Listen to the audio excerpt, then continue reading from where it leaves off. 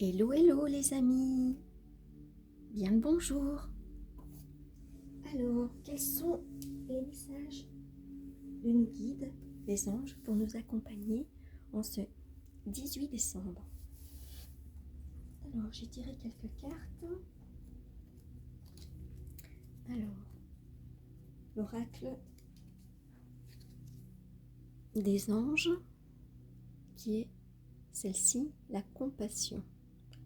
Quand tu fais preuve d'une véritable compassion envers toi, l'univers te répondra automatiquement en te comblant de joie et de chance.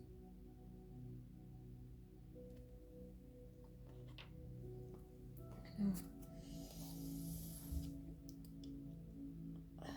on nous dit, accueille ce qui est.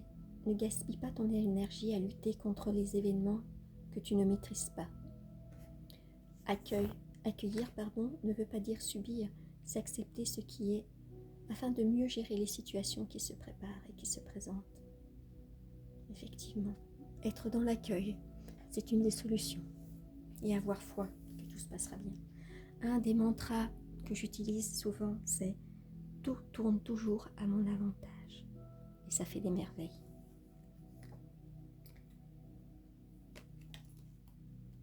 Alors, petit message de l'estime de soi pour aujourd'hui. Ce qui nous dit le message: j'accepte les autres comme ils sont, sans vouloir les transformer, sans juger leurs différences. La critique permanente à l'égard des autres est souvent le signe d'une mauvaise estime de soi. Effectivement, critiquer les autres, c'est parler de ses propres peurs. On dévalorise les autres pour les ramener au niveau du jugement que l'on s'applique à soi-même. Commençons par accepter les autres, nous aurons plus de facilité à nous accepter. Ou avoir le réflexe de se dire « Ok, j'émets ce jugement sur telle personne ou sur telle situation. Qu'est-ce que ça raconte de moi? Qu'est-ce que ça vient faire écho dans ce que je vis, dans mes traumas, dans mes blessures ?» Et c'est très révélateur et on avance vraiment quand on fait ça. Autre petit message de la confiance en soi: je suis un être fragile et vulnérable, comme tout le monde sur cette terre, effectivement. Nous sommes venus tester la dualité, expérimenter la dualité. J'aurais même tendance à dire que quand on vient épouser sa vulnérabilité, quand on vient à travailler sur soi, à vouloir connaître quelles sont nos blessures, quel masque nous avons développé par rapport à ces blessures, la protection que notre ego a développée, les protections que notre ego a développées pour nous faire une carapace pour éviter qu'on revive ces blessures. Quand on comprend nos parts d'ombre et nos parts de lumière en travaillant et en faisant un travail profond sur soi, et ben on en arrive en fait à découvrir que cette vulnérabilité qui au départ fait peur, et ben ça en fait, on peut en faire une force intérieure. On devient vraiment qui on est et on devient authentique. Et c'est merveilleux, c'est grandiose. Et à ce moment-là, on se rend compte que les masques tombent et qu'on se fout de plus en plus du regard et de ce que l'autre pense. On vit pour soi, on vit pour l'être qui est venu s'incarner sur terre pour apprendre à s'aimer, à expérimenter l'amour universel, l'amour inconditionnel pour soi et pour les autres, et l'amour pour l'humanité.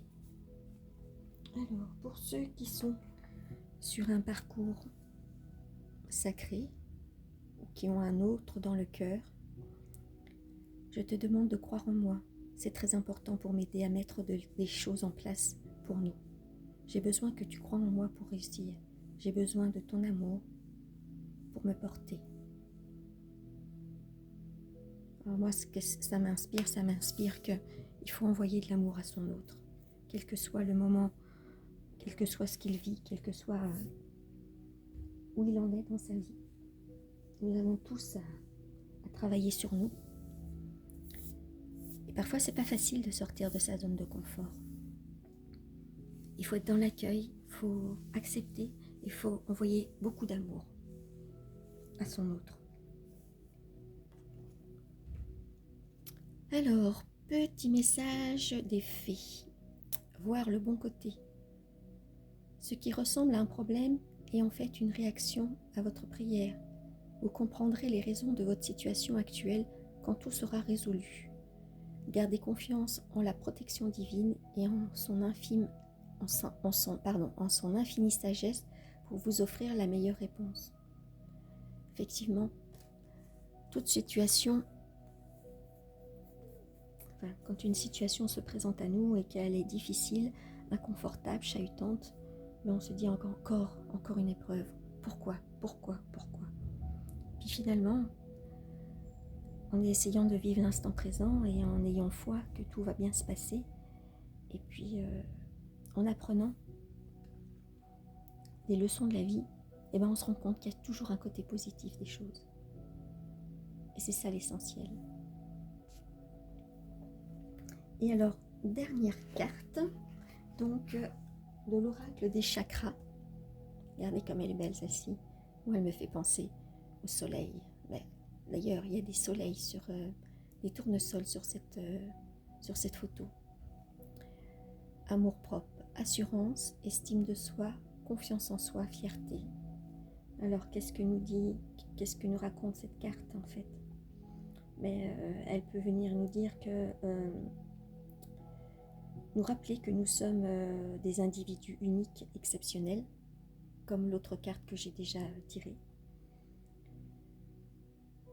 Qu'il faut suivre sa voie intérieure et exprimer de manière simple et authentique la personne que l'on est. Qu'il faut essayer d'arrêter de plaire aux autres pour se faire accepter, être qui l'on est. Parce que si on porte des masques, pour se faire accepter, on perd notre propre amour de soi au profit du reste du monde, des autres. Il faut essayer de se tourner vers son intériorité et reprendre confiance en soi. Prendre conscience de nos qualités, d'être fier de ce qu'on a été amené à faire jusqu'à présent. Et puis, aimer, apprécier, reconnaître ses imperfections. On est tous des êtres imparfaits. Et puis, découvrir notre véritable identité et la force de notre vulnérabilité. On peut être amené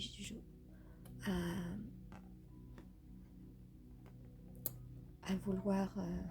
on peut faire... pour être invité à dresser une liste des activités qui nous donnent confiance en nous. On est sur la fin d'année et puis après il va y avoir 2025, janvier, le mois des bonnes résolutions, mais ça peut être un exercice sympa à faire, c'est essayer de découvrir un nouveau loisir, à apprendre à faire quelque chose de nouveau, à fréquenter des gens que l'on apprécie, à se lancer dans une autre activité, sortir de sa zone de confort. Faire une liste de ce qu'on aime vraiment et ce qu'on a envie de faire. Ça peut être un chouette exercice. Et puis à chaque jour, c'est prendre ne serait-ce que 5 minutes pour s'éveiller à la personne que l'on est tout au fond de soi. Et puis on pourrait prendre aussi de belles résolutions comme manger mieux pour une meilleure santé, faire de l'exercice pour s'oxygéner, penser à se reposer, à se ressourcer quand on en a besoin. Hier, j'étais tellement fatiguée, moi, que quand je suis rentrée après le travail, je me suis assoupie dans le canapé et j'ai dormi. Voilà.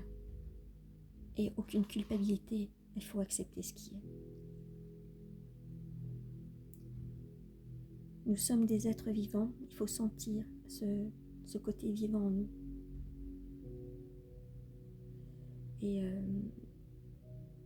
se donner cette chance de briller comme un soleil, comme sur cette magnifique représentation, cette photo. Voilà, je vous envoie plein de lumière, plein d'amour, plein de belles énergies en votre direction et je souhaite que chacun d'entre nous rayonne, d'abord pour lui, mais ensuite pour le plus grand bien de tous. Je vous souhaite une excellente journée dans les cœurs. Bisous, bisous.